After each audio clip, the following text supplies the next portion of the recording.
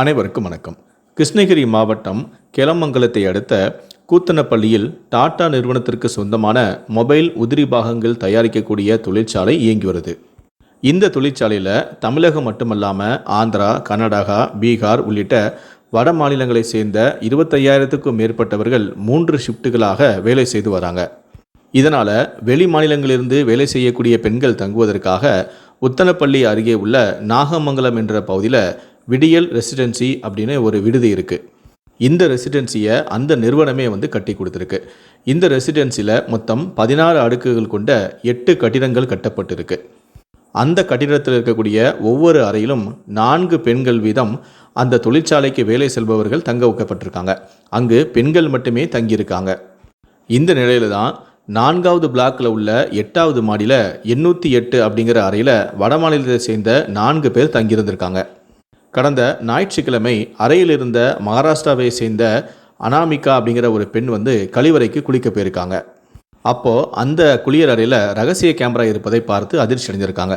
உடனடியாக ரூமில் இருந்த ஒடிசா மாநிலத்தை சேர்ந்த நீலுகுமாரி குப்தா என்பவருக்கு இந்த தகவலையும் தெரிவிச்சிருக்காங்க.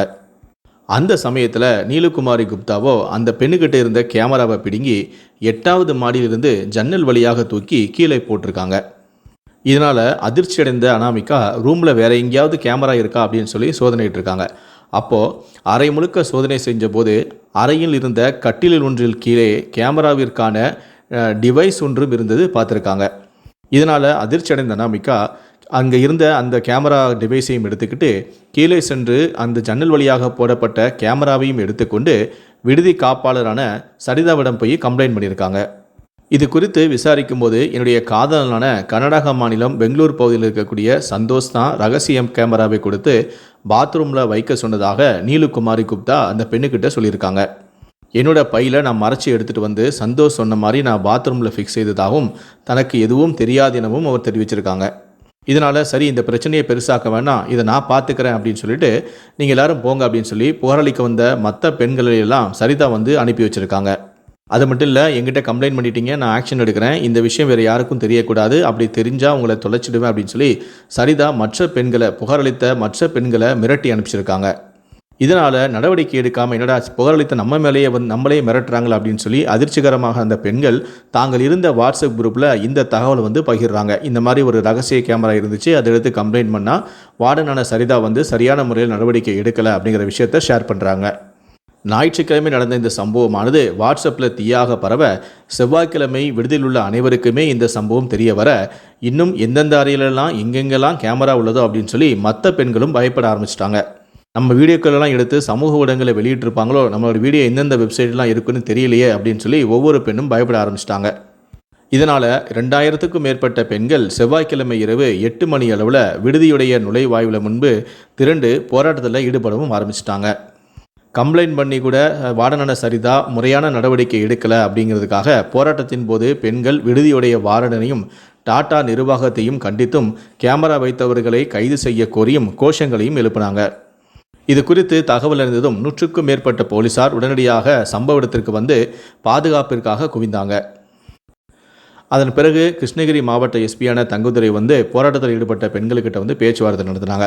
இந்த வீடியோ எடுத்த பெண் மீது நான் உரிய நடவடிக்கை எடுக்கிறேன், வார்டன் மீதும் உரிய நடவடிக்கை எடுக்கிறேன், அது பக்கம் உங்களுடைய வீடியோக்கள் எதுவுமே சமூக ஊடகங்களில் வெளியாகாத அளவுக்கு நான் பார்த்துக்கிறேன் அப்படிங்கிற மாதிரி உறுதி அளிச்சிருக்காரு.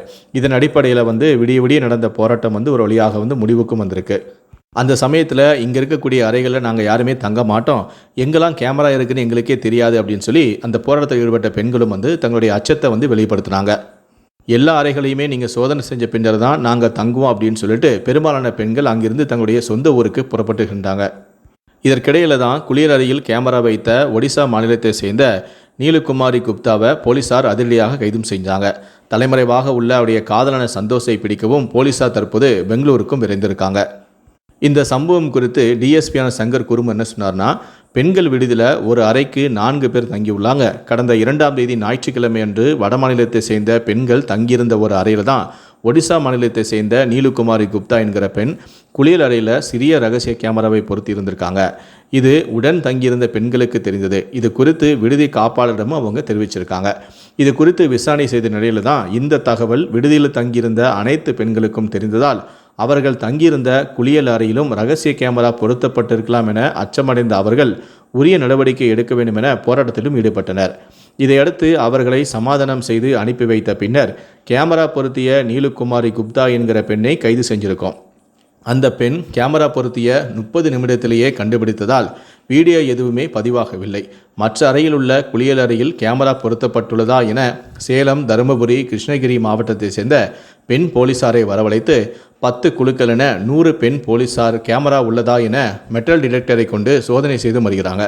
அதேபோல டாடா தொழிற்சாலை நிறுவனம் சார்பிலும் தனி குழுவினரும் சோதனை செய்து வருகிறார்கள். கேமரா பொருத்தப்பட்டதற்கு வேறு யாருக்கும் தொடர்புள்ளதா என தொடர்ந்து விசாரணையும் செய்து வருகிறோம் எனவும் டிஎஸ்பி தெரிவித்திருக்கிறார்.